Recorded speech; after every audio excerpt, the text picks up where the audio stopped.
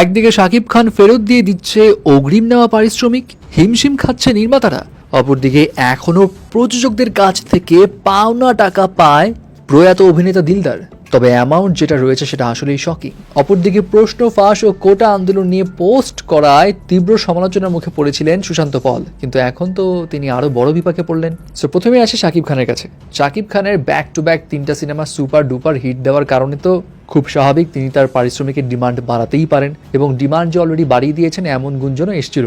তবে এখন জাগো নিউজের একটা খবর থেকে জানা যায় যে শাকিব খান তার পারিশ্রমিক এমন পর্যায়ে বাড়িয়েছেন যে এখন প্রযোজক এবং নির্মাতারাও হিমশিম খাচ্ছেন। সেই রিপোর্টসে বলা হয় শাকিব খান এখন নতুন ছবির জন্য দাবি করছে 2.5 কোটি টাকা পারিশ্রমিক, এবং কয়েকজন নির্মাতা গণমাধ্যমে এটাও জানিয়েছেন শাকিব খানকে নিয়ে আগে তারা 40 লাখ 50 লাখ টাকায় কাজ করত, কিন্তু এখন তিনি চাচ্ছেন 2.5 কোটি টাকা পারিশ্রমিক। এবং তাদের কথা হচ্ছে 1 কোটি টাকা চাইলেও হতো, কিন্তু 2.5 কোটি টাকা চাওয়া তো অস্বাভাবিক ব্যাপার, এই টাকা তো তুলে আনা অসম্ভব। এবং এখন এটাও জানা যাচ্ছে যেসব প্রযোজকরা বা নির্মাতারা এই পারিশ্রমিকের ভিত্তিতে কাজ করবেন না, তাদেরকে নাকি এখন শাকিব খান অগ্রিম নেওয়া যে পারিশ্রমিক ছিল সেটাও ফেরত দিয়ে দিচ্ছেন। যাই হোক, যদিও শাকিব খান এই বিষয়ে কোনো কনফার্মেশন জানায়নি, সো দেখা যাক তার কিছু বলার আছে কিনা। অপরদিকে প্রয়াত অভিনেতা দিলদার, কমেডিয়ান এই দিলদার তো অনেক ধামাকা মুভি উপহার দিয়ে দিয়েছেন, এবং দিলদার চলে গেছেন আজ থেকে প্রায় 23 বছর আগে। কিন্তু তার 2 মেয়ের দাবি এখনও প্রযোজকদের কাছ থেকে দিলদার প্রায় 80 লাখ টাকার মতো পারিশ্রমিক পায়। তাদের কথা হচ্ছে দিলদার এই পৃথিবী ছেড়ে চলে যাওয়ার পর যেইভাবে সাপোর্ট পাওয়ার কথা ছিল সেইভাবে সাপোর্ট তারা ফিল্ম ইন্ডাস্ট্রির কারো কাছ থেকেই পাননি, বরং এই 80 লাখ পাওনা টাকা এখনো রয়ে গেছে। যদিও তার মেয়েদের কথা হচ্ছে এই পাওনা টাকা নিয়ে তাদের কোনো আফসোস নেই, কোনো কমপ্লেনও নেই, শুধু তারা চান তার বাবাকে যেন সবাই সারা জীবন মনে রাখে।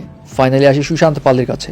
সুশান্ত পালকে নিয়ে তো মাঝখানে এমন গুজব উঠেছিল যে প্রশ্ন ফাঁসের সঙ্গে তিনিও জড়িত, এবং ফাঁস করা প্রশ্ন কিনেই তিনি বিসিএস ক্যাডার হয়েছেন।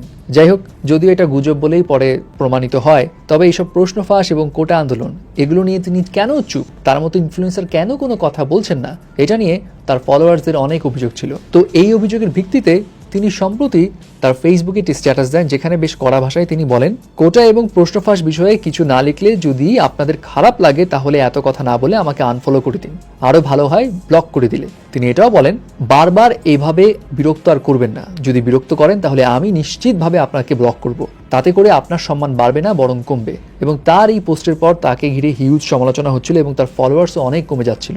কিন্তু এখন জানা গেছে তার সেই পেজ যেটার ফলোয়ার্স ছিল 1.8 মিলিয়ন, সেই পেজটাই এখন গায়েব হয়ে গেছে। যাই হোক, এটা নিয়ে নানার জন্য নানা রকম রিয়াকশন। কেউ কেউ আবার এটাও বলছে ভাই তিনি এখন সরকারি কর্মকর্তা আর কোটা আন্দোলন সরকারের বিপক্ষে, সো তিনি খামাখা কেন কোটা আন্দোলনের পক্ষে কথা বলে নিজের চাকরি হারাবেন, তার কাছে এইসব বিষয় জানতে চাওয়াই তো অযৌক্তিক।